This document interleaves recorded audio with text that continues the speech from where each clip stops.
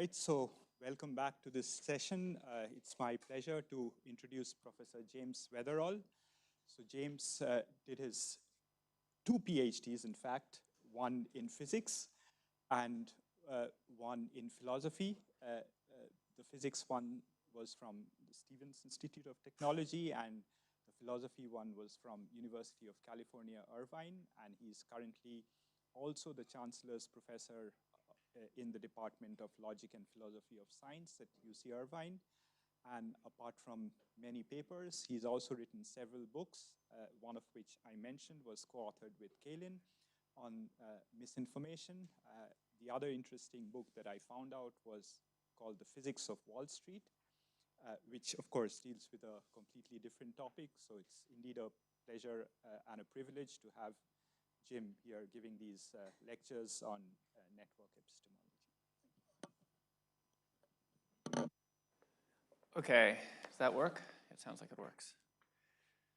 Great, so as Kalin said, her lectures are focused on the topics of her book on the origins of inequality.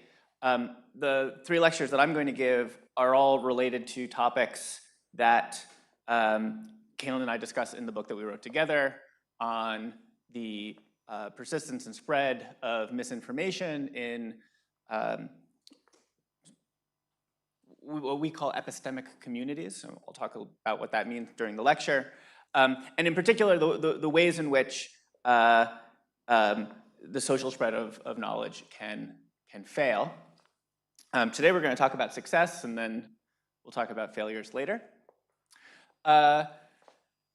So I want to begin with two stories to get you in the mood. So the first one is a story from the middle part of the 19th century in the United States, where the tomato hornworm, also the tobacco hornworm, these are closely related species, which are very large caterpillars. They're the size of a human finger, sometimes a thumb even. They attack both tobacco plants and tomato plants and others in that family of plants. So these have been known to entomologists for a long time, but beginning in the middle part of the 19th century, you started seeing newspaper articles in the US describing experiences that people had had with them. It started with a child who encountered one of these in a garden and then had a spasmodic attack, an episode that led ultimately to her losing consciousness and then dying. This was followed up by articles across the country, including with quotes from physicians and other scientists who claim to have studied these things, describing how these were as poisonous as a rattlesnake, they were extremely dangerous, that many deaths had been attributed to the tomato hornworm. The belief that these were somehow dangerous beasts persisted for decades, even though scientists already knew at the time that they were a perfectly harmless caterpillar. And so it's just not true that tomato hornworms are dangerous. They're not poisonous. They do not spit venom. They do not bite humans. They're terrible for your tomato plants, but that's about the worst of it. Here's another example. In 1870, France and Prussia went to war. This is called the Franco-Prussian War. And Prussia won. It was part of the wars of German unification. But there was a notable difference between the two armies. So in 1870, when they started the war, the French army was only roughly half vaccinated, right? So the vaccination rate against smallpox in the French army at the beginning of the war was about 50%. That was pretty similar to vaccination rates against smallpox among civilians in France and civilians in Prussia. In Prussia, however, there was mandatory vaccination for soldiers, and virtually everyone in the army was vaccinated against smallpox. Now, the war was decided for whatever military reasons wars get decided for, but one thing that no one could ignore was that one of the largest causes of death, greater than fatalities due to the conflict, in the French army was death due to smallpox. Similarly, when the French army moved through regions of Prussia, smallpox outbreaks invariably followed. The German army, meanwhile, had minimal fatalities due to smallpox, and did not bring smallpox outbreaks with them into France. Now, this was readily noticeable to everyone involved, in particular because the French army's movements led to the last major smallpox pandemic in Europe. It spread beyond Germany and France into the rest of continental Europe. After the war, these differences in fatality rates and also in disease rates led to widespread adoption of smallpox mandates, not just for militaries, but also for the civilian population. So that when the next major land war in Europe happened, World War I, smallpox was essentially irrelevant to the fatality rates across the militaries. Of course, other diseases were important, but smallpox was not. Okay, so what I want to highlight from both of these stories is that humans are social learners. I mean that in several different ways, right? So most of what we know from other people. Either we know it from testimony, other people have told us, maybe we've learned it from instruction, people have taught us how to do things, people have given lectures that we've listened to, we've learned from those. In other cases, we've simply observed what other people do. Right? The Prussian army was not instructing the French army on how to prevent smallpox deaths. Nonetheless, the French army and the British army and other armies across Europe were able to look at the outcomes of the decisions that had been made, the actions taken by the Prussian and the French armies, and infer for themselves what the better course of action was. We also rely on one another's mistakes to learn things. You can think about the same example, right? It's not just that others learned from the successes of the Prussian army's policies, they also learned from the mistakes of the French army. Right? They learned that your army is going to be less effective if it's susceptible to diseases that can be prevented. Okay. Now, this is true all over the place. It's true in ordinary life, it's true in government policy making, and it's true in science. Right? So no individual can independently develop all of scientific knowledge, right? No one can do all the experiments, no one can perform all the analyses, no one can do all of the theory building that we need to build modern science. And so we have to think of science as well as a kind of social learning activity. And so for all of these reasons and many more, it's important to try to understand how social factors influence learning. In what ways being in a community with other learners can make us better, and in some cases, like with the tomato worm, worse at learning true things about the world. Okay, so I'm going to use this lecture to introduce a modeling framework known now as the network epistemology framework, originally developed by two economists, Bala and Goyal, and then introduced to study the epistemic communities of scientists in particular, and to study the dynamics of how information propagates in these networks by Kevin Zollman. Okay, so one way of understanding the division of labor here is Bala and Goyal introduced a analytically tractable model, one where you could actually prove theorems and show convergence results and things like that. Zollman studied that model using computer simulations, which allows you to get a different kind of perspective on how the model behaves dynamically, recognize things like differences in speed of convergence and things like that. The work that I'm going to present in the subsequent lectures is going to be modifications of this, also using computer simulations, because the modifications tend to make the model too complicated for analytic treatment. Okay. Good. So the structure of the talk is I'm going to begin by describing the model, and then I'm going to discuss two different ways in which you can represent agent beliefs within this modeling framework, both of which are going to be relevant to the subsequent talks. So I'm going to take the time now to introduce those to you, and then I'm going to describe the characteristic results of this sort of base model. Okay.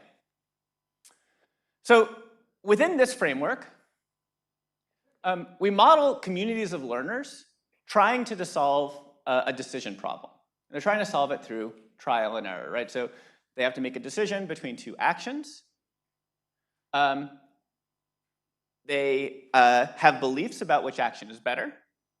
They choose one of the actions, they see what happens, they update their beliefs in light of that, and then they make another decision. They just continue repeating. And so they're learning from the results of what they've done, and then, right, good. So these agents aren't doing this in isolation, however. We understand these agents to correspond to nodes in a network of other agents trying to solve the same problem. And so each agent is performing their preferred action, they're learning in light of the results of that action, but they're also observing their neighbors in this network performing their preferred action, which may be different from the one that you've performed. They're seeing what the results of that were, and they're learning both from their own results and from the results of their neighbors. Okay. So this is a framework that can do a number of things for us. It can't do everything for us. It doesn't model all aspects of social learning. Right, so this captures the idea that one thing that social learning allows us to do is learn from other agents' data. So it increases the total amount of data that we're able to learn from, which you should expect in general is going to increase the reliability or the accuracy of our beliefs. It also captures the idea that we learn from one another's mistakes. So there's a kind of division of labor here. I'm doing the thing that I think is best. Kaylin's doing the thing that she thinks is best. Maybe those are different, but we both get to learn from what the other one is doing. In just the way that the French and the Prussian armies got to learn from the other's behavior. Good, right, so now the idea here is that by observing what other agents do, you get to learn about the success rate of actions that you don't perform yourself. Good, so let me describe this decision problem in somewhat more detail. We're going to be looking at what's called a two-armed bandit problem. A two-armed bandit problem is one where you have two actions, A and B. These actions succeed or fail probabilistically. Each of them has a characteristic success rate that differs from the other. Each of them is a Markov process in the sense that the success on one trial is independent of what's happened in previous trials. Both of them have the same payoff on success. And so the only thing that matters is the expected value under the probabilistic behavior. Now, we're going to suppose that one of the two actions is successful half the time, and the other one is successful slightly more than half the time, where there's an unknown parameter, E, that measures how much more successful. Yeah.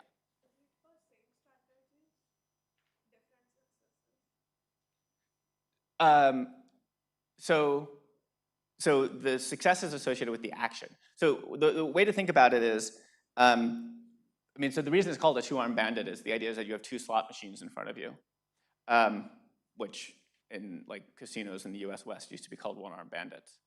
And the idea is that you don't know which one pays out more often. You're trying to figure out which one to play. And so you're trying to decide between them. Your strategy is pick this one or pick that one. Payoff only depends on which one you choose. Is that? strategy is synonymous for you, right? Yes, exactly. And there are they were sort of doing, we're thinking about this as sort of successive one-off actions. There are no mixed strategies or anything like that. It's just either I do this one if I think it's better, or I do that one if I think it's better. For everything that we're going to look at, yes. Yes. It could be less than 0, but that just sort of flips everything. So we'll get to that. In one treatment, yes, and the other one, no.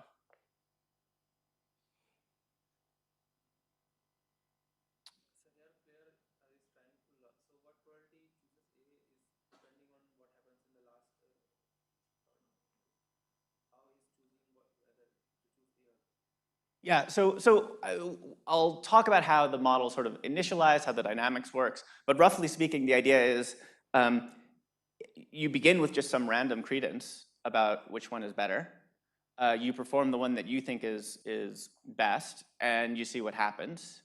You update your belief, and then that may change what you do in the next round. You just sort of keep iterating. So it's just trial and error with Bayesian updating. Okay. And now we're going to put this on a network. Okay, and so we're going to consider a bunch of different networks. These are just sort of characteristic examples. The ones that will be important for today will just be the cycle, the wheel, and the complete network. So cycles, you're only connected to, each agent is connected just to 2 neighbors. In this configuration, the wheel, there's a central one. Complete, everyone is connected to everyone else. The one that we'll talk about tomorrow, you can think of it as a dynamic network model. And so in some sense, we're going to be considering many different network structures, but we'll all, in some sense, is complete because every agent can communicate with every other one. And then in the third lecture on Friday, we'll talk about random networks and small world networks and other more interesting network structures. The important thing is that agents only learn from adjacent nodes. This is not a model where information sort of propagates along edges beyond your neighbor, right? So you observe what your neighbor does, you update on their results. There's no sense in which I transmit information to my neighbor and then my neighbor takes that same information and then transmits it again or transmits it further, right? So there's no sense in which we're modeling like viral spread of information here. We're only looking at learning from other agents whose behavior you can observe. Okay, so this, I think, is going to answer some of the questions that came up. The model is going to proceed in discrete time steps, which I'm going to call rounds.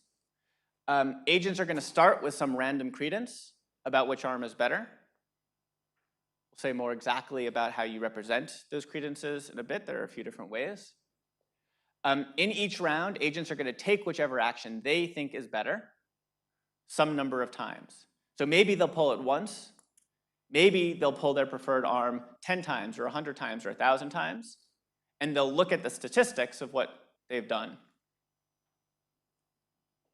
They then update their credence using Bayes' rule based on that result. Again, I'll say a little bit more about exactly how that updating works. It depends a little bit on how you represent their credences. But results are always going to be the same. Results are of the form k successes in n attempts. And so it could be 0 successes in 1 attempt. It could be 52 out of 100, whatever.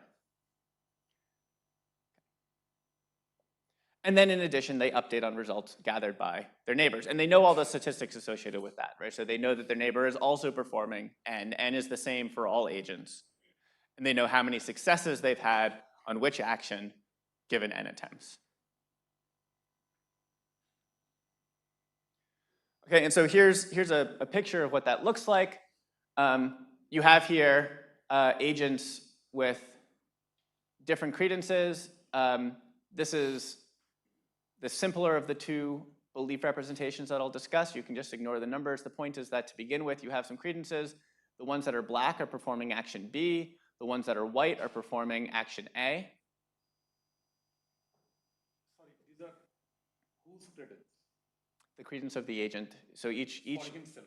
yes. So his credence. I'll go into more detail about what these numbers mean. As I said, this is the simple representation of beliefs. Basically, it's your credence that B is better. And so if it's above 50%, you do think B is better. If it's below 50%, you think A is better. And so anyone above 50% is going to perform action B. Anyone below 50% will perform action A. They'll get some results. And so this agent got 7 successes out of their 10 tries. This one got 5 successes out of their 10 tries. And then these other ones are performing a different action. They're performing action A. They get 6 successes, 5, and so on.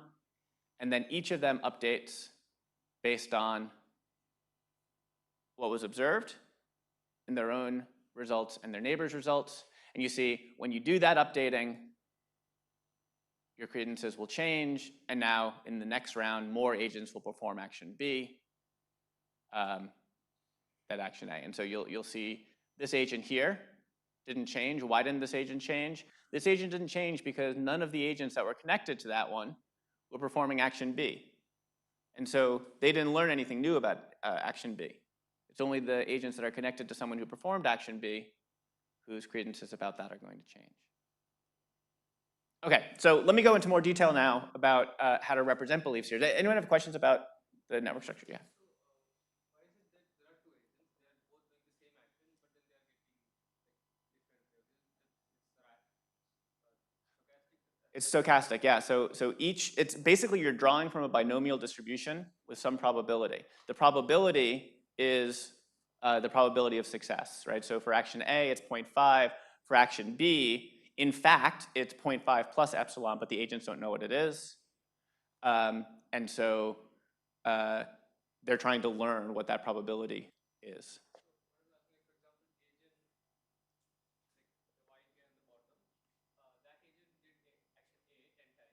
Yeah. And the person who got 6 payoff also did action A 10 times on the same action, so they have the same probability of success, but still we have 6 and 2. That's just because the randomness. That's just, exactly, that's just a draw from a random variable. So this initial clearances, they serve as the prior for each agent, and based on the network and how many people I am interacting, what they are getting, what I am getting, I am updating my credits. Is that what is it? Yes, exactly. Yep. When social learning is important, so I'm assuming E0 and E and EB is same for all agents, right? Yes. So if each agent plays themselves for multiple rounds, if the plays a number of rounds and gain is very large, they themselves can also learn which E, A or EB is higher multiple times. So in general, no, actually, right? So and we'll talk about this at the very end when I'm talking about results. But the idea here is that there's a kind of Bayesian lock-in that can happen here. These agents are myopic, which means that what they're trying to do is maximize their next turn payoff based on their current credences. And so what that means is that if they think, well, let me actually pause. I will answer this question in the talk. Let me give more detail about how to represent credences and then come back to it. But the point is that individual agents can have a lot of trouble in this kind of scenario if they begin thinking that arm A is better or due to stochastic effects.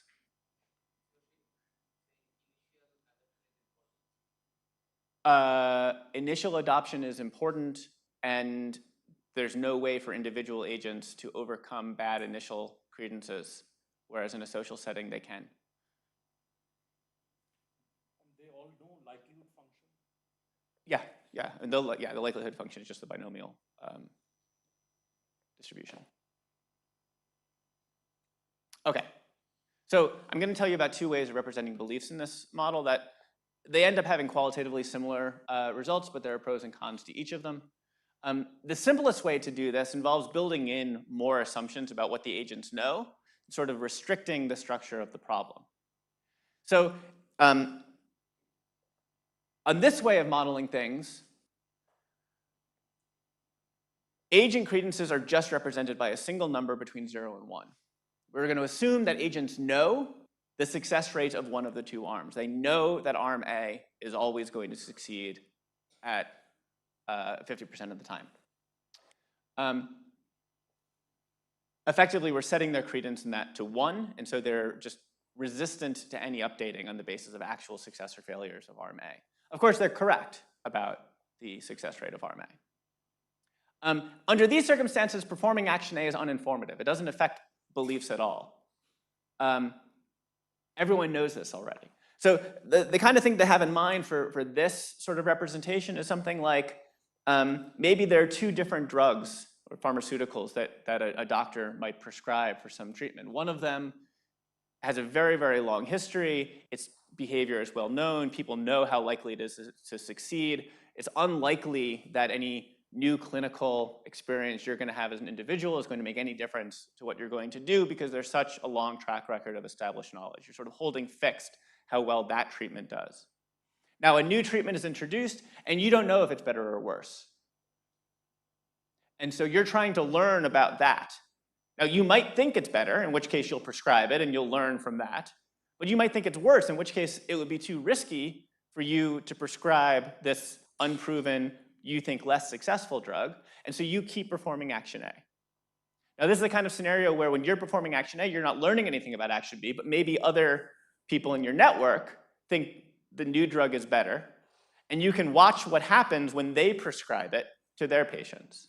And so you can learn from that, maybe ultimately changing your mind.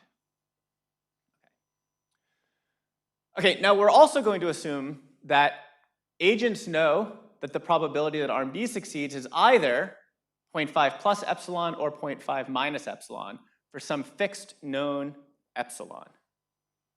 Okay, so this is a sense in which it's sort of clear to see how they would know the likelihood functions here because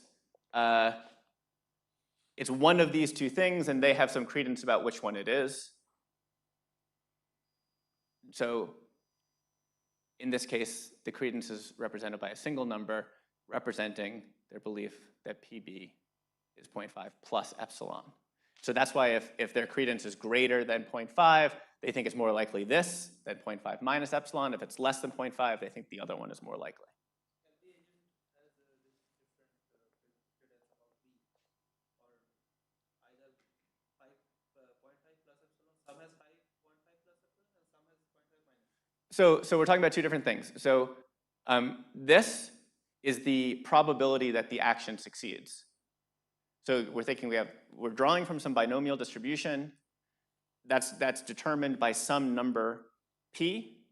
That P is this. That's telling you how often you're actually going to get successes. And then C is your credence about that number. And there are only two possibilities. It's either 0.5 plus E or 0.5 minus E. And your credence is just your belief that it's one or the other. Yeah. So the arm B could be good or bad, and the prior is that it's good with probability C. Yes. Exactly.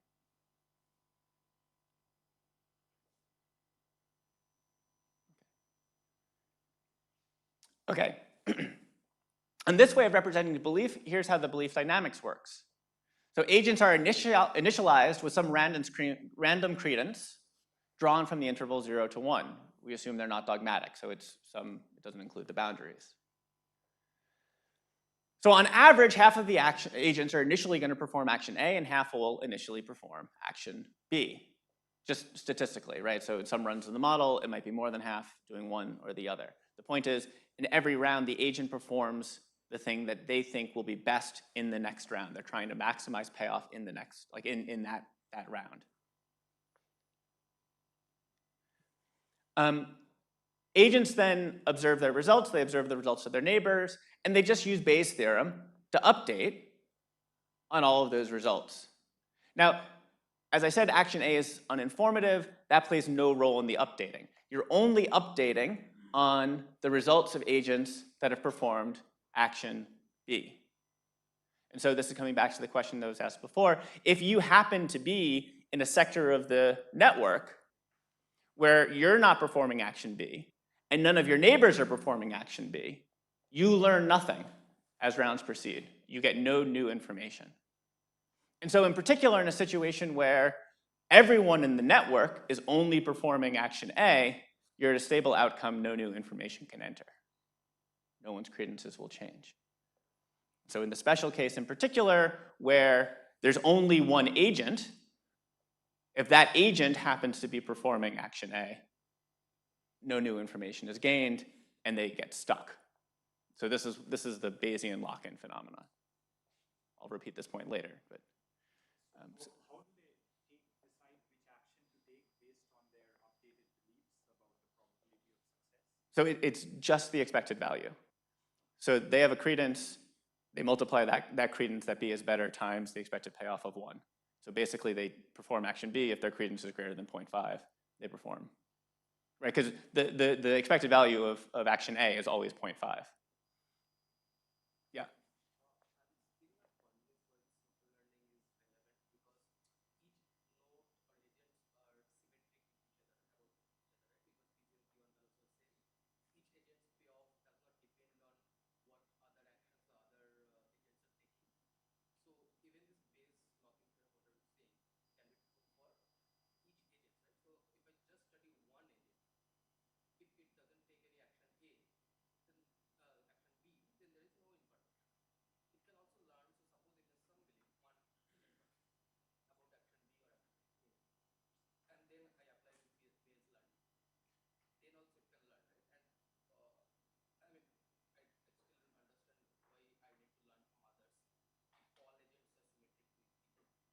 But agents have different credences from one another and therefore perform different actions.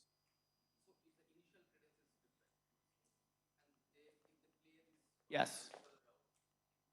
So agents are initialized with random credence C drawn from the interval. Each agent gets a different credence. And so it's not symmetric. And you can go back and look at this figure here again, right? So think of these as initial draws between 0 and 1. In the first round, this agent is only going to perform action A and wouldn't learn anything if they didn't have neighbors. This one's only going to perform action A and wouldn't learn anything if they didn't have neighbors. This one doesn't learn anything because it only performs action A and all of its neighbors are performing action A. So it ends up in the same place. But because this agent and this agent and this agent are all connected to ones that are performing action B, despite having low initial credences in action B, they end up learning that action B does better than action A.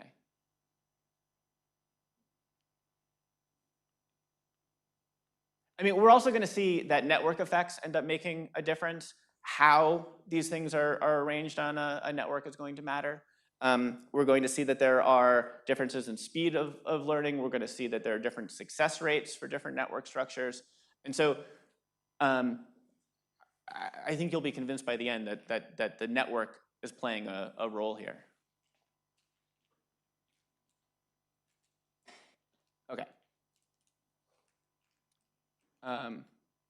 Okay, so how are the agents going to apply Bayes' theorem? Right, so as I said, they're just going to assume that the results of each instance of action B is a coin flip with probability PB. So they're drawing from a binomial distribution. Here's just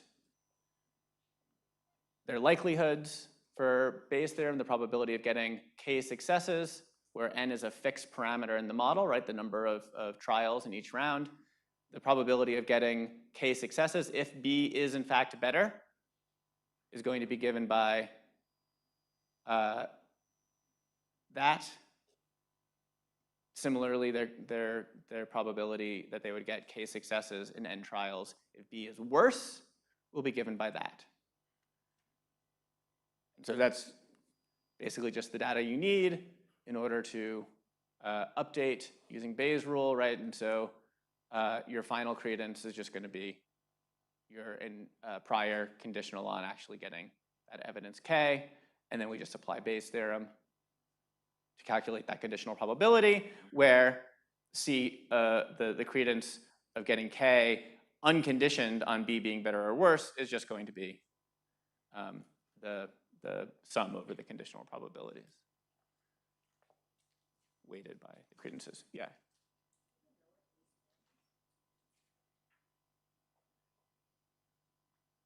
It's this. It's this.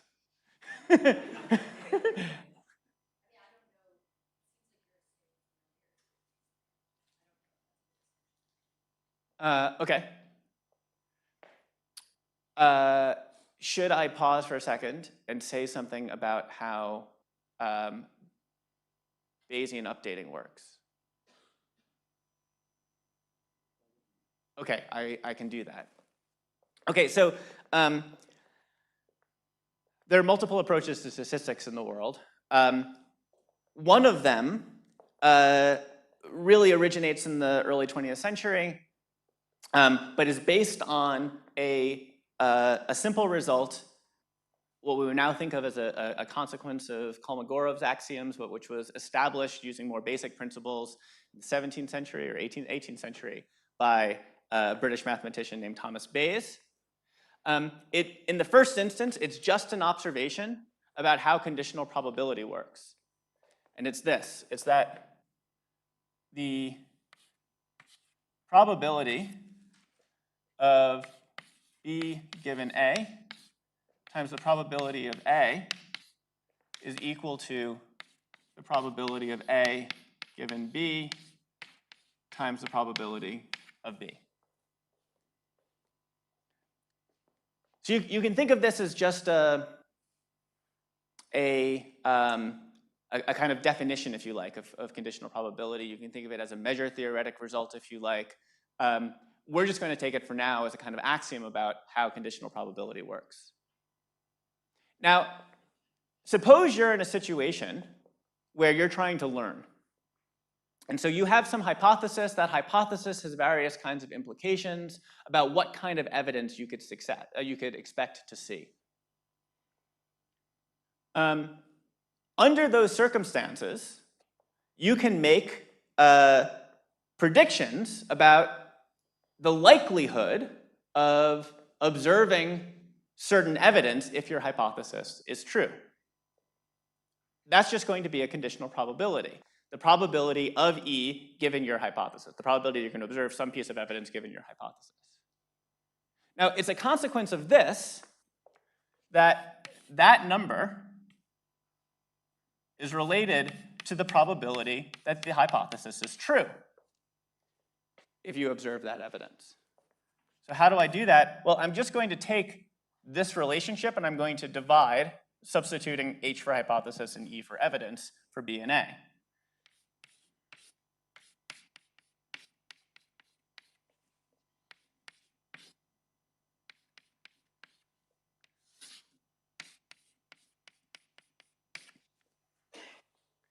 Okay, so this is a conditional probability that is about how likely the hypothesis is if the evidence were to be observed. This is something that's much easier to calculate. In general, from my hypothesis, I can make predictions, and I can come up with some probability that I would find various kinds of things if my hypothesis were true. This number here is the probability that the hypothesis is true. So maybe I should have said this in the beginning, but all of this is in a context where we're thinking of probabilities as representing degrees of belief, representing how confident we are in various propositions about the world, things that may or may not be true. And so I have some credence that this hypothesis is true. I have some credence that I would find some evidence or other if I were to look. And then I can calculate from my hypothesis what the probability of finding the evidence, if that hypothesis is true, is going to be. So the idea is that this is something about me. It's just something about how confident I am about the hypothesis. This is something about me. It's something about how confident I am that I would find some evidence or other. And this is something about my theory. It's something about how well the hypothesis predicts various kinds of evidence that I might observe.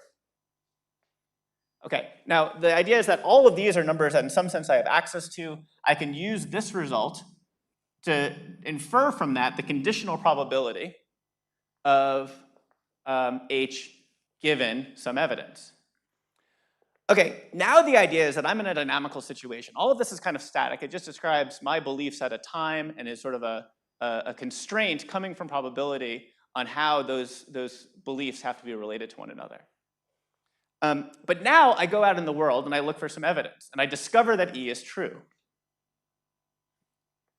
The idea behind applications of Bayes' theorem to these kinds of learning scenarios is that once I discover that E is true, my credence in the hypothesis should be equal to what I previously thought it would be had E been true. So I'm sort of moving from a subjunctive mood where I'm thinking about what would happen if E were true to now determining that E is true and asking what should that mean about my new confidence that H is true. And so the idea here is that I'm going to have what's called a posterior probability or a final probability in H that's going to be equal to my initial or prior probability of H given E. And all of these are, I'm going to put I subscripts because they all represent my credences prior to finding the evidence, prior to sort of engaging in this inquiry. So when I talk about agents updating using Bayes' rule, what I mean is they have these credences. They have credences, so this is just the first two things, CK of B and CK of not B. Those are these, they're called likelihoods, the conditional probabilities that E would be true if H were true. This is the agent's belief that, in this case, that B is true before they gather the evidence. This is their belief that the evidence is true before they gather the evidence. This is their initial conditional probability. After they gather the evidence, they see that E is what they got. This is their updated belief.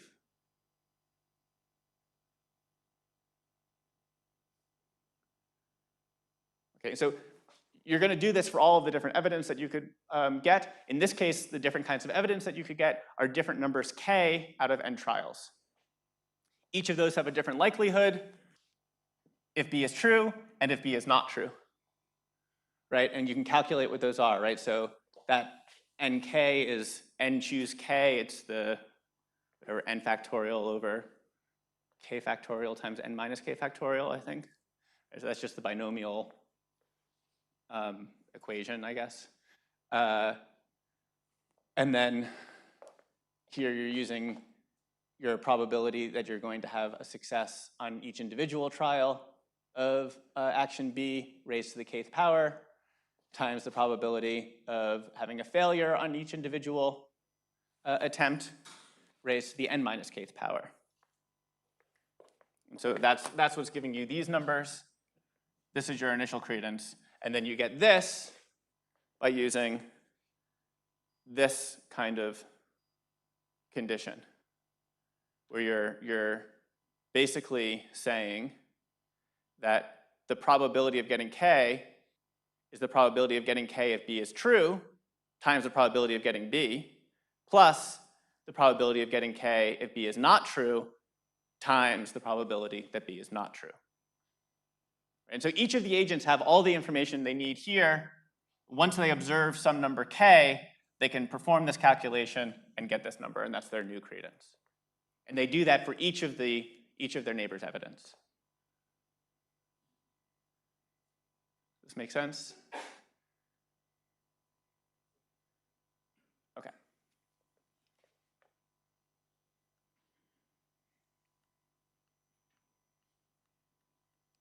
Uh-oh, I have. Okay, good. So there are advantages and disadvantages to representing beliefs in this way. The advantages are, as I've said, player states are represented by a single number, which makes various things much easier to manipulate. It constrains the problem, makes it easy to measure success and failure, makes it easy to measure differences in different agents' beliefs, and so on. It's also very easy to measure accuracy and success. If your credence in B approaches 1, then you're learning the truth. If all of the agents in your network have credences that are arbitrarily close to 1, then the agent the network has succeeded. in solving the problem. You have a relatively simple model dynamics, in the sense that you're just applying Bayes' theorem using sort of standard results in statistics. That's going to be true in the other one too, but the other one's a little bit more complicated. Okay, but there are also disadvantages. The way that I've set things up here, you don't learn anything from performing action A, which feels a little bit artificial. It also feels like it's not really an accurate representation of how agents behave. Even in the sort of scenario I described before, where you have some drug that is known to have a certain success rate, you might think it's implausible that no amount of evidence would ever change your mind about that. It might be that you're quite confident, but you shouldn't be really dogmatic. It could be that new evidence is going to show that that success rate was wrong. And it requires strong assumptions about what agents know. They have to know not just what the success rate of action A is, they also have to know that action B is either exactly epsilon better or exactly epsilon worse. It's hard to come up with plausible real-life scenarios where you don't know which of two things is better, but you know exactly how much better or worse it would be if it were better or worse. Okay, so here's another way of representing belief. Yeah? Why do you need the second assumption? I mean, why do you need to know exactly by how much action B is better? Well, as I'm about to show you, don't really. It's just that if the alternative is that you have to have sort of continuously many credences. And so the way that we're going to represent that is by representing credences as a probability distribution over possible values that P of B could have. It's to make it just a single number that you have to say it's just either true that it's plus epsilon or there's one alternative. So in this setup, is there any scenario where, let's say, Jeffrey's conditionalization is going to be more suited? Yes, tomorrow. Okay. Yeah, all of this will change if we use Jeffrey conditionalization and in interesting ways. Yeah. Yeah. Yep.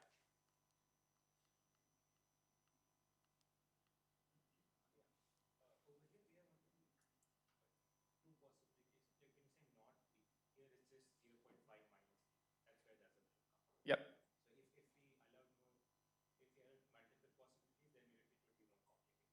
Exactly. Yeah. Right, and so you could extend this to say, well, maybe there are more than two possibilities, maybe there are four possibilities. Maybe it's plus epsilon prime minus epsilon or minus epsilon prime. And you can sort of iterate in this way. But the natural thing to think is, no, I just don't know what the probability is, and it could be any number between 0 and 1. And so that's what we're going to do in this second way of representing beliefs. Okay, so here we're going to suppose only that the agents know results are drawn from some binomial distribution, but they don't know either of the probabilities. They don't know the probability of B or the probability of A. We're no longer going to assume that P is fixed to have only two values, or that PA is known. Both actions are informative, and we're going to understand agents to be uncertain about both probabilities, and any number between 0 and 1 is in some sense a possible probability for the success rate, the probability of success for each arm. Okay, so the way we're going to represent agents' beliefs then is as a probability distribution over numbers between 0 and 1. We can think of this as a probability distribution representing the probability that PA falls within some interval or that PB falls within some interval.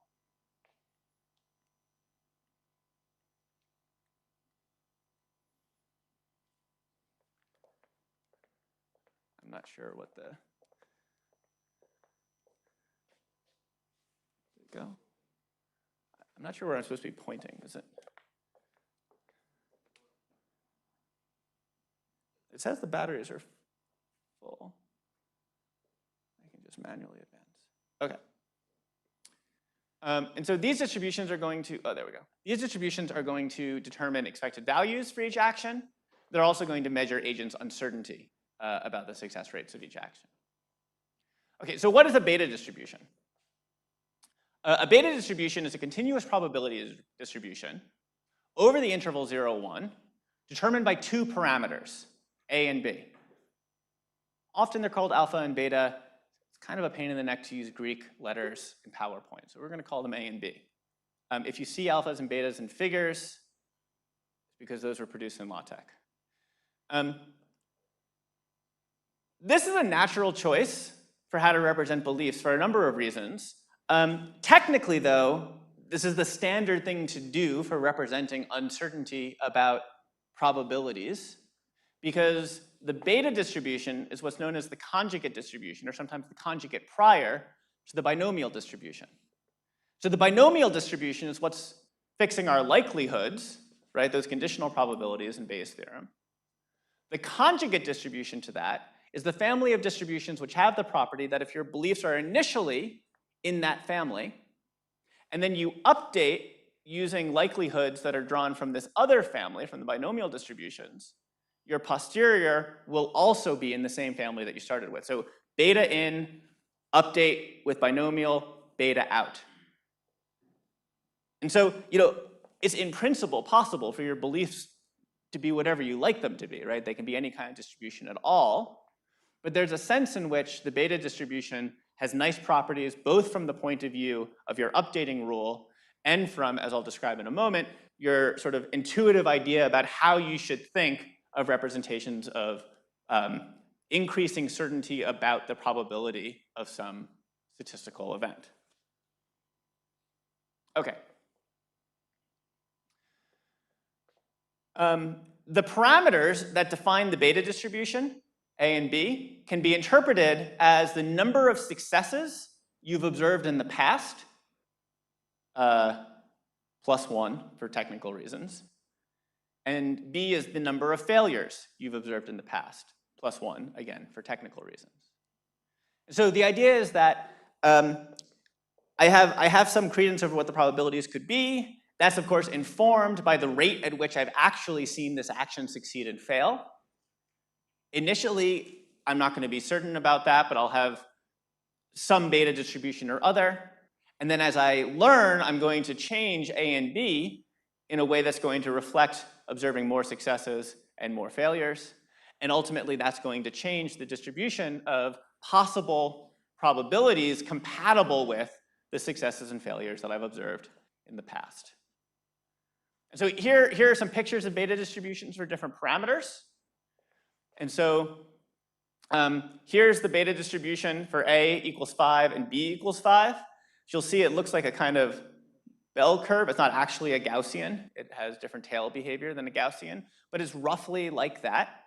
Among the different tail behavior it has is that it's supported only on the interval 0 to 1. There's no probability that you're going to find something below 0 or above 1, which is another nice feature to have for a distribution over probabilities, because you shouldn't assign any credence that the probability of something happening is greater than 1. Okay, so if you've seen the same number of successes and failures and both are relatively low, your expected value, which is going to correspond to your central behavior here, is going to be that the probability of success is 0.5. But it could be that you saw an equal number of successes and failures, even though it's a little bit above 0.5 or a little bit below 0.5, just due to stochastic effects. But it's relatively unlikely that it's going to be, say, greater than 0.8. Not impossible, but relatively unlikely, because if the probability were 0.8, it would be you generally would not expect to see equal number of successes and failures. You should see more successes than failures. Here's what the beta distribution looks like for parameters 8, 2. Remember, 8 is number of successes plus 1, 2 is number of failures plus 1. It's going to be pretty sharply peaked over approximately 0.9, and it's going to be symmetric. If I see 2 successes, or 1 success and 7 failures, right? 1 success plus 1, 1 failure plus 1, is going to be sharply peaked on the other side. And if you're interested in the equation here for this probability distribution, it's given by this, where b is just a constant to normalize this so that the integral of this function, this here, is over the interval from 0 to 1 is equal to 1, which is required for it to be a probability distribution, a probability density function. Okay, so what are some properties of beta distributions? The mean, i.e. the central behavior, which is also the most likely probability, I should be careful, the expected probability, if this distribution represents your belief, what you should expect the probability of success to be is going to be given by A over A plus B. So remember, A is number of successes plus 1, B is number of failures plus 1. So this is number of successes divided by total number of trials plus 1 on the top and the bottom, which is going to become negligible as both become large. And so the idea is that if I flip a coin over and over again, I see a number of successes, I see a number of failures, my mean is going to converge to the relative frequencies. It's going to converge to the number of heads divided by the total number of trials. Similarly here, successes total divided by the total number of trials. This is the variance. What you're going to see if you try to play around with this is that as A and B become large, variance becomes small. Eventually, variance for large A and B will converge to, it will never reach 0, but it'll go towards 0. And what that means is that as you see more trials, you become increasingly confident of what the probability is. So what you're going to see is, here I'll just show you the picture, you're going to see a distribution as those parameters increase that becomes more and more sharply peaked, right? So this is alpha and beta are equal, they're both 4. You see its central behavior is 0.5, that's the expected value, but a large number of things have non-trivial weight under them. For A and B equals 12, it becomes more peaked, same central behavior, same expected value, lower variance, there's less uncertainty. As it goes up even more peaked. And eventually what you should expect is that as alpha and beta approach infinity, you're going to get something that looks like an arbitrarily narrowly peaked function. In fact, one way in which you might try to represent something like a Dirac delta function, if you're familiar with those, is as a beta distribution, and the limit is alpha and beta approach. Both approach infinity with a fixed ratio. Now, it's actually quite easy to perform Bayesian updating with this representation of beliefs. The relationship between this formula and this process is, or this rule for updating, is kind of involved. The important thing is just that there's a standard result that shows that if you're engaged in Bayesian updating on new evidence, and this is your family of priors, and you're updating with likelihoods that are drawn from a binomial distribution, or that are binomial valued, let's say, your updating procedure is going to take some number k successes and add that to your existing A. So your prior is some, determined by some number A and B. You observe k successes, n minus k failures. Your posterior is going to be A plus k and B plus n minus k. So you're just adding new observations to A and B. Okay. All right. Now, I showed the picture already, but for small values of A and B, variance is high. It gets smaller over time. For small A and B, small changes in A and B can impact the expected value. So your probability, your distribution can sort of shift around. You still have high variance. Variance is always decreasing as A and B increase, but for small values of A and B, it can still be high as you add more, but your credences are more sensitive. The expected value is more sensitive to new observations when A and B are small. As A and B increase, the distribution becomes more narrowly peaked over the mean value, which is total attempted successes over total attempts, total accumulated successes over total attempts, and moreover, you become less sensitive to new results. It becomes harder to move your expected value, your central behavior. Okay, so how do we implement this in the model? On this version, agents are initialized with some random values of A and B for each arm. Lowercase a and b for the distribution parameters, uppercase for the arm names. Agents perform whatever action they assign the highest expected value. That's the same as before, it's just now what we mean by expected value is the expected value of each of their beta distributions, their distribution for A and their distribution for B. We don't mean whether one number is greater than or less than 0.5. You're then going to observe the results, and you're going to use that updating rule that I just described to update your distributions. Agents are going to treat each action as a draw from a binomial distribution with unknown probability of success.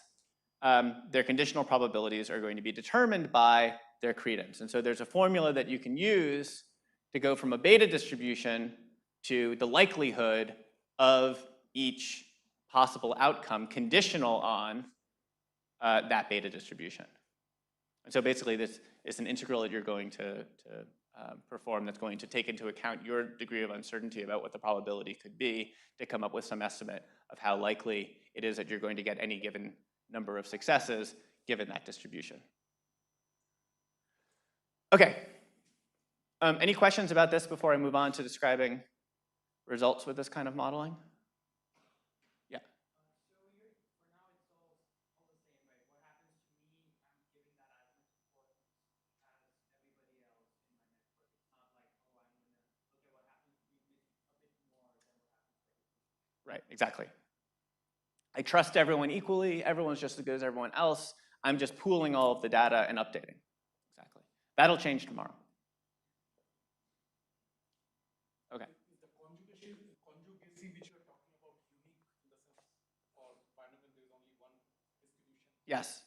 Not conversely. There are many distributions for which the beta distribution is the conjugate prior, but there's only one for which, given the binomial distribution for the likelihoods. This is the only one. Okay, so let's come back to this question that we began with. What happens if we have, or that came up earlier, what happens if we have one agent? Well, with one agent in this setup, let's just use the simple model to begin with. If the agent begins with a credence less than 0.5, they never change because they never perform the informative action. There's no way for them to learn. If they begin with credence greater than 0.5, they will perform the informative action. But what their credence becomes depends on a stochastic process. They're going to sometimes get successes that look like the central behavior of the actual distribution, but sometimes they're going to get outliers. Now, if their initial draws are unfavorable, they can change their mind from believing that B is better to A is better, and then they're in that same situation as the agent who begins thinking that A is better. They can never learn again. Right, and so this new drug comes out. I think, oh, maybe it's better. I try it on a patient. The patient has a terrible outcome. I think I'm never going to do that again. Even if, in fact, it was better and that was just bad luck. Okay. So what this means is that with random initial credences, using this kind of framework for how to decide how to behave, agents are going to fail more than half the time. Their failure rate is bounded from below under all circumstances by 50%. Because they're guaranteed to fail 50% of the time just based on luck of the draw with their initial credence. A similar effect occurs in the sophisticated model, where the agent never switches to action B. It's not true that their credence doesn't change when they perform action A, but it will be the case that depending on what their initial credences are, if they begin performing action A, they're going to just tend to converge towards a narrowly distributed, a narrowly focused beta distribution centered at the correct probability, 0.5, and as long as their initial credence that B is better has a expected value that's below 0.5, which again is going to happen about half the time, they would never think I should switch to B. Okay. Now let's consider the social context. We're going to use this term consensus to describe outcomes in this model. What we mean by consensus is basically that all of the agents end up believing the same thing. We have to be a little bit careful about exactly what that means, though, given the way that we're representing beliefs. So in the simple model, what we mean by consensus is that all agents perform action A, whatever their credences are. Their credences in action A aren't going to change, and nothing's going to change in their credences of action B. And so if they're all performing action A, that's a stable outcome. We'll say that's consensus that A is better, or false consensus. Consensus in the false thing. Or alternatively, they all perform action B, and they have arbitrarily high credence that B is better. Now, when I say arbitrarily high, the way that we normally would analyze this would just be to pick some cutoff. Maybe it's 0.95, maybe it's 0.99. Once the credences of all the agents are above that, we say that this is effectively stable. All of the agents are performing action B. In the sophisticated model, it means something slightly different. What we mean is that all agents perform the same action with arbitrarily large A and B and mean very close to the correct probability for either of these. Now, it's important to note that there's only one condition where the consensus is actually stable. It's only the condition where, in the simple model, all agents are performing action A. Any other scenario is one where stochastic effects could push you away from your correct consensus. Right? So it could happen that all of the agents are performing action B. It could even happen that they all have high credence that B is better. And yet there's just this terrible string of bad luck where they just get outcomes that are low probability that make them believe that B is actually worse. You would expect in the infinite time limit that those would be overwhelmed by draws that reflect the true statistics. But the infinite time limit isn't necessarily relevant here if you have a bad enough string of bad luck that everyone switches to A.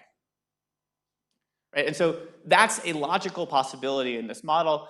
The probability of it happening approaches 0 as your conditions on uncertainty about these or your threshold for credence in B is set high. So basically there's like the way that you would phrase consensus results in this model wouldn't be as that you actually have a stable outcome. It's that you have an outcome where the probability of changing approaches 0 under certain limiting conditions. Okay. Now, agents in this model always reach consensus under both belief representations, both updating procedures. This is actually a theorem that Balangoyal proved. You always get consensus with these kinds of definitions, with the proviso that the probability of deviating from consensus approaches 0 in the infinite time limit. Okay, so you always get consensus. We can see now, though, the important thing is not whether you get consensus, but what consensus you reach. Agents usually, i.e. more than half the time, for virtually all model parameters except network size 1, i.e. the individual learner, reach consensus that action B is the better action. So remember, successful convergence was, successful convergence was bounded from above in the single learner case for all other parameters by 50%. Here, for basically all parameters, it's bounded from below by 50%. You always do better than the individual in the social setting. How much better you do depends on other factors, like the size of the network, the difficulty of the problem, and so on. I'll talk about that. So what we're seeing is that social learning improves outcomes compared to single agents. Why is it? Yeah, Supratim.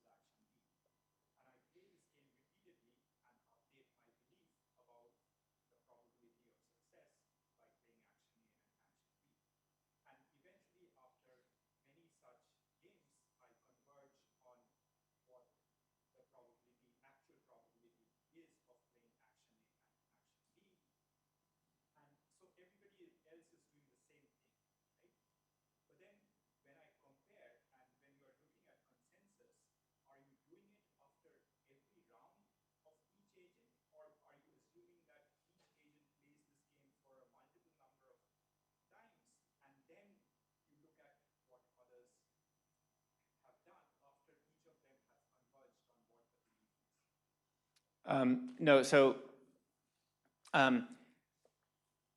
depending on what n is, you do a certain number of trials in each round, and then you update in light of your evidence and everyone else's. When we're talking about consensus here, we're talking about one of two things. Typically, and for the analytic results, we're talking about in the infinite time limit, what will the state of the entire network be? Will all of the agents be performing the same action or not?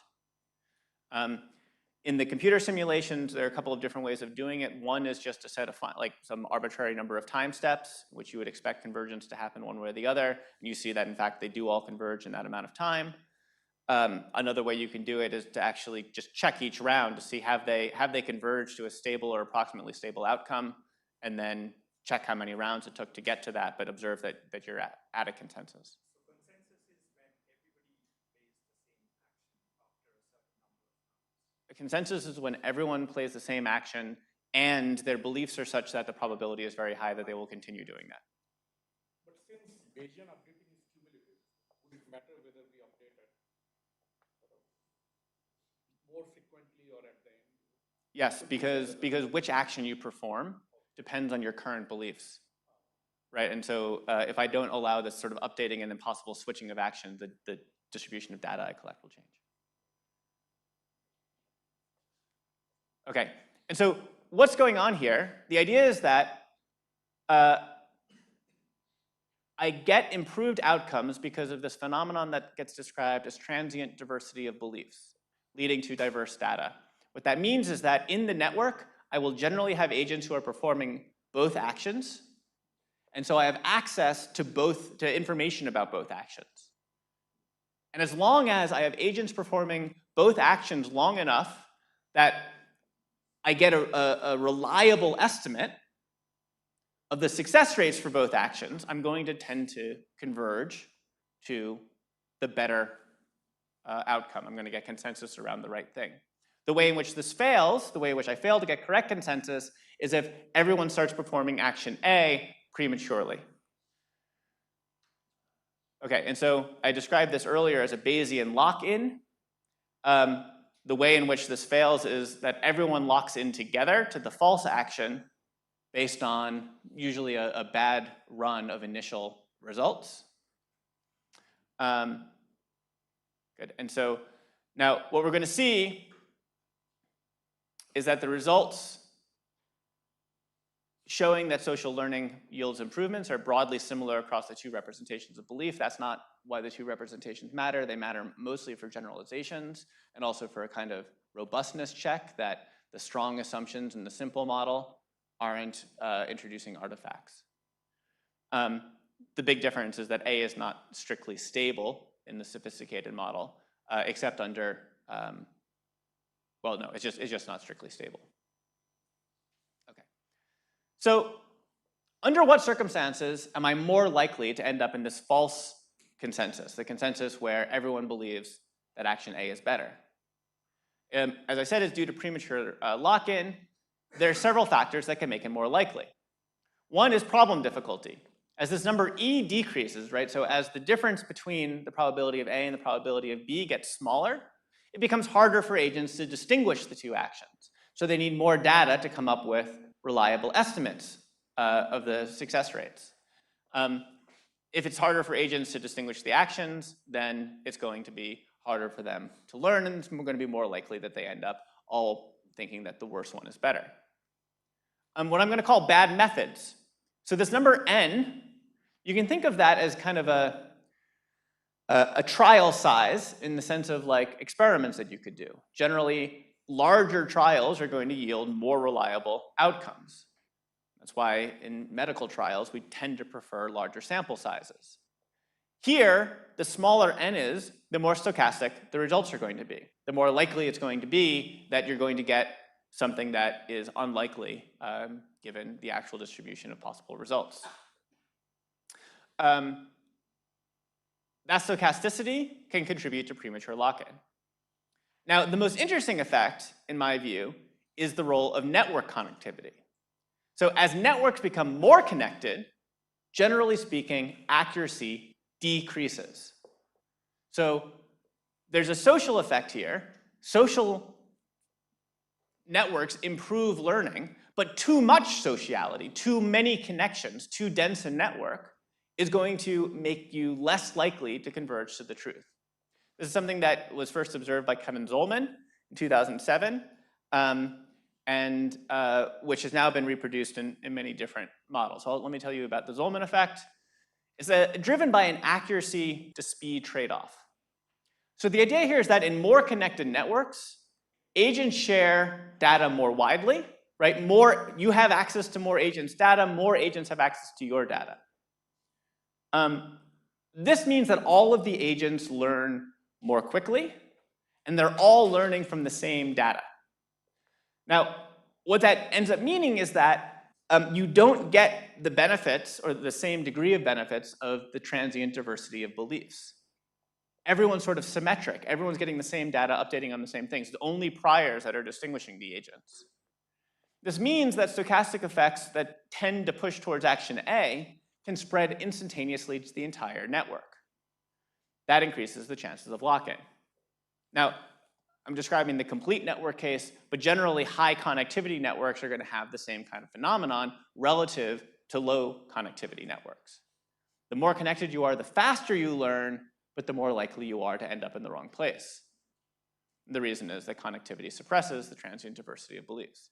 Now, it turns out that other mechanisms that increase speed can have similar kinds of effects. And so there's now a large literature of people looking at modifications of this and discovering this thing that you might have thought was good for learning actually decreases accuracy. And in virtually all of the cases, the reason is that it's good for learning because it speeds up learning, but it does so at the cost of increasing the impact of stochastic effects on group behavior. Okay, and so here are some figures that depict how this works. So what we have over here is the average time to consensus, to whatever consensus you're going to have. What you find here is that for, so this one down here is the complete network. What we find is that this highly connected network, as the network gets larger, you tend to converge more quickly. The average time is very low. That's because data propagates instantaneously, right? Every agent updates on every agent's data every round. Here's the wheel. Well, let me not talk about the wheel, I'll talk about the cycle first. Here's the cycle, right, where remember everyone has only two neighbors plus themselves. There, the number of data points that you're updating on each round is fixed even as the size of the network increases. And that considerably slows down time to success because you have sort of information has to kind of propagate more distantly in order for everyone to converge. Now, I should be careful because it's not information that's propagating, it's behavior that's propagating, right? And so I'm doing action B, I do it for a while, I convince Kalen that it's better, Kalen starts doing action B, and it's only at that point that Kalen's next neighbor sees the results of action B. And so you have to sort of wait for everyone to switch to action B, in some cases even sequentially in the way that I just described, in order to get convergence. And so it's very slow to get convergence with the cycle. The wheel, which adds to the cycle an agent at the center, is somewhere in between. It's more connected than the cycle, less than the complete network, and has an intermediate behavior. Here is the probability of successful learning. What we're seeing here is that for the cycle, although time increases, the probability of success also increases. Because that same thing that's slowing down learning is also making sure that agents are collecting data about both actions. And so the scenario where you have one last B performer in the network is going to be more likely on the cycle, and then that person is not going to get swamped by lots of data from other people and can produce consistent results that then will eventually convince others. For the complete network, you see that as network size increases, success also increases, but the difference between the cycle and the complete network also increases. And so at least for a while, the cycle outpaces the complete network, and so the Zollman effect becomes more pronounced. Okay. Here's a representation of this.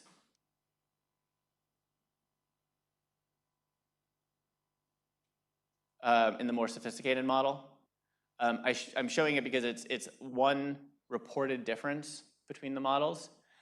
I was looking at this as I was putting the slides together and thinking, like, I kind of want to reproduce this. I've reproduced these results before myself, but didn't check this. This figure looks to me a lot more like this figure, which is not what it's supposed to be. It's supposed to be like this figure. So for some reason in the in the sophisticated model, you end up having the complete network do much, much worse. I'm not sure that that's real. It may be an error in the paper. Okay, let me give an example of where this could really happen in real life. And so in the mid-1980s, these two guys, Robin Warren and Barry Marshall, showed that peptic ulcer disorder is caused by a bacterium called H. pylori. This was, when they did this work in the mid-1980s, this was widely considered to be absolutely impossible because of a very important and influential paper that had been published about 10 years before, showing that it was impossible to have bacterial growth in the highly acidic environment of the stomach. And so it was believed that there could not be a bacterial cause of stomach ulcers. That was a result that was produced in, I believe, in the US. That was highly influential among other US scientists and European scientists who were working on this. These guys were in Australia, and not just anywhere in Australia. They were in Perth, which is a quite isolated part of Australia, and they were aware of the result, but they didn't have the same kind of social pressure to believe it that people who were working in the sort of more tightly connected community did. And so they continued pursuing this idea that there is a bacterial cause. In fact, this guy went so far as to drink a broth that included cultured H. pylori from an ulcer patient's stomach and demonstrate that he actually got an ulcer by doing that.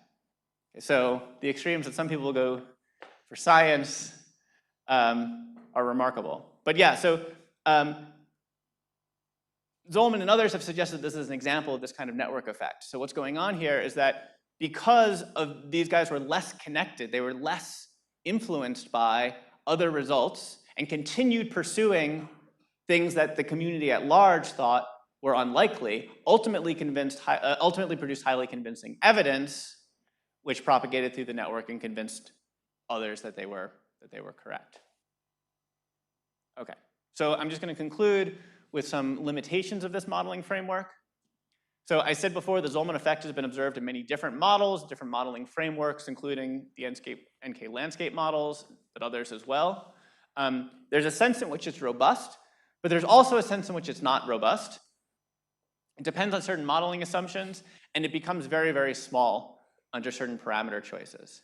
And so Kaylin actually has a paper with one of my former students and Justin Bruner, who she mentioned in her talk, showing that even within the network epistemology framework, the Zollman effect basically goes away in cases where you have very easy problems, very large networks, or very large N.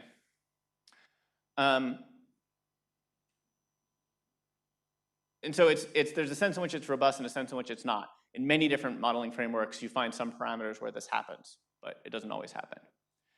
More importantly, lock-in depends on this assumption about agents trying to maximize their next round payoff.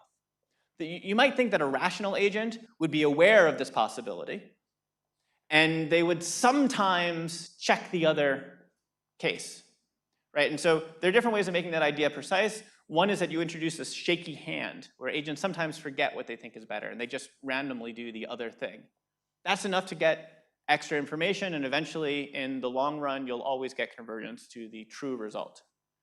Another possibility is what's called the epsilon greedy strategy, where you're trying to maximize your long-term success. The way that you do that is by saying, I'm mostly going to perform the action I currently think is best, But I'm open to the possibility that I'll do even better in the long run if I discover the true thing. And so sometimes I'll take a temporary cost with the likelihood of improving, or the possibility of improving my long-term success. And so there's some epsilon parameter that governs how likely you are to switch under various circumstances. Now, under those circumstances, lock-in doesn't occur, you don't get the Zolman effect, true consensus always emerges. And so there's a sense in which these models face a sort of a limitation with regard to how we're thinking about agent behavior. There's a kind of bounded rationality assumption, or a kind of local preference assumption. Okay, and just like Kalen, we're at 0, so I'll stop. Thank you.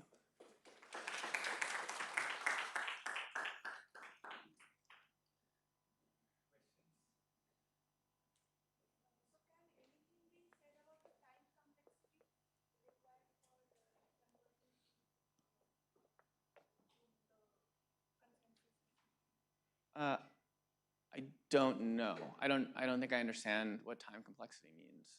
So does it depend upon order of maybe A and Oh yes, yeah. So convergence is going to be much slower in general under the same sorts of circumstances.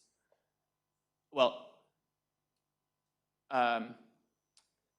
for fixed network structure, convergence is going to be slower when problems are harder, when n is smaller, and when network size is smaller, typically. network size, how are you? Let me put that differently. That depends on network structure. So for a complete network, larger networks are going to converge faster. For less connected networks, larger networks with more nodes are going to converge more slowly. So that depends on network structure. Not any theoretical conflicts like n squared or log n or something? Not that I know of, no. And that epsilon greedy that you were talking about, is it the exploration, exploitation? Yeah, it's that kind of, exactly. Yeah, exactly. Exactly. So, when we're talking about the Zolomon effect, so it's something, so we're talking about the connectivity of the network. So, we know that if the extreme case of connectivity going down is where they are not connected at all, and that we know is not good for consensus for reaching the optimal decision. But we also saw that if you take it too far, then also the probability of consensus. So, when you take it, is it a meaningful question to ask, or can we compare what is the optimal connectivity for the network, maybe in terms of average area or something, where if I'm only bothered of the probability of converging to the correct consensus, is it something that we can do, or is it a right way? Yeah, sure. I mean, you could consider various functions that would weight the probability of success to the time to convergence. And you can look at what network parameters are most likely to maximize that function. I don't know of anyone who has tried that analysis, or sort of what function would be the natural one to use. One more parameter that I didn't quite understand. So can you go to the slide where we're talking about the probability distribution, the beta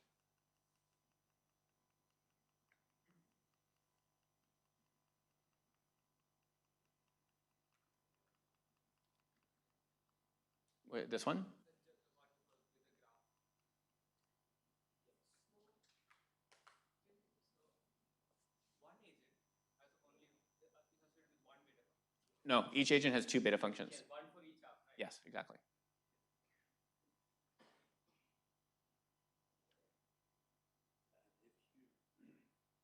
If you do non-Bayesian updating, let's say we do under inference and weight the likelihoods by, say, seed, where c is between 0 and 1, that should help learning the correct state, right? Or, I mean, say if we set seed as half, would that be equivalent to doubling the sample sizes, or not? If you don't have an answer, right? Yeah, I don't know. I don't know. If you slow down the learning, Typically, it should help, right? Typically, if you have something that will slow down the learning, that will increase accuracy. Yeah. So maybe these are just words, but in the nonlinear dynamics literature, the synchronization and all, there is this thing that when there are many nodes where dynamics is going on, And in the network, you introduce what is known as on-off coupling, where you suddenly turn off coupling and make the network kind of dynamic. The synchronization happens, but otherwise would not have happened. So here also, if I make the graph dynamic for the connections with switching on and off, could I overcome this Zolman effect, maybe? Yes, but what you'd be doing would be introducing another mechanism to preserve transient diversity, right? Because you'd be sort of reducing data spread for a while and then reintroducing it after you had sort of robust evidence bases based on diverse actions. I just want to clarify, this axis is probability density and it's exceeding, it's going to 4? Yeah, so it's a probability density function, not a probability distribution. I was saying distribution, I should have said probability density function. So the idea is that it's the integral of each of these functions from 0 to 1 has to equal 1, but it can become arbitrarily large depending on how peaked it is. If we change neighbors every round, will it have some effect? Undoubtedly, it would have some effect, but depending on how you change neighbors, I think, affect what the effect is. That will reduce the lock-in on